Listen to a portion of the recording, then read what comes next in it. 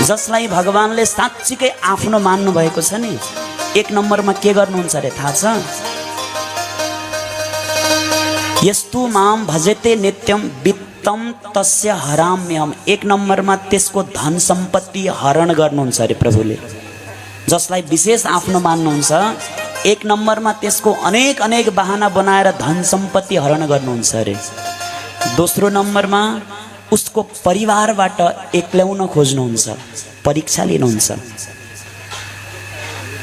कहिले छोरालाई के भएको छ, कहिले छोरीलाई के भएको छ, कहिले बुहारीसँग कुरा मिल्दैन, कहिले कोसँग कुरा मिल्दैन, कहिले के भएको छ।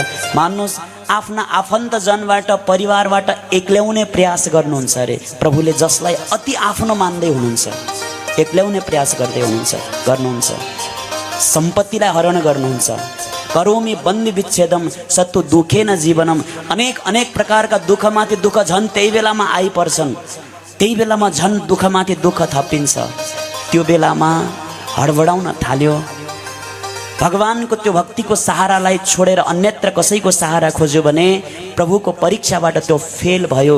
जन्म र मृत्युको चक्करमा फेरि घुम्नु पर्यो। त्यो परीक्षाबाट डटेर रह्यो। बस दुनियाँ मेरो विरोधी भएर के भो र, दुनियाँले कुरा काटेर के भो र, मेरो सहारा मेरो राधा गोविन्द हुनुहुन्छ, मेरो सर्वस्व मेरो भगवान हुनुहुन्छ भनेर हरेक दुःख सुखमा डटेर रह्यो। भगवानको शरणागतिलाई ग्रहण गर्यो भने त्यसपछि त्यसलाई भगवानले बडा दिव्य धाम दिनुहुन्छ। अति आनन्द उमङ्गमा प्रभु परमात्माले फेरि त्यसलाई राख्ने गर्नुहुन्छ। तसर्थ भगवानका दुःखलाई भन्ने पनि गर्नुहुन्छ क्या गुरुजी। छिमेकीहरू छन्, कहिले न एक माला जप्छन्, न कहिले टीका लगाउँछन्, न कहिले मन्दिर जान्छन्, न कहिले दान पुण्य गरे। झन् चकाचक छन् उनीहरूलाई मस्त छ।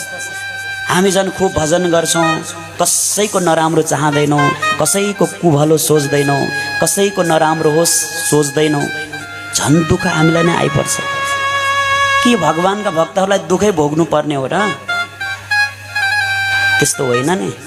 अहिले खुब चकाचक भएर हिँडेका छन् नि, यो जन्मको कमाई खाएका होइनन्, पूर्व जन्मको बासी खाइरहेका छन् उनीहरू। यो जन्ममा जे गरेका छन् नि त्यो त फेरि भोग्नै पर्छ। मान्नुहोस्, हामीलाई केही कष्ट छ भने त्यो पूर्व जन्ममा सायद अन्जानमा केही गरेका थियौँ होला। ती दोषहरू भगवानले छिटो ल्याएर मेटाउन खोज्नु भएको छ।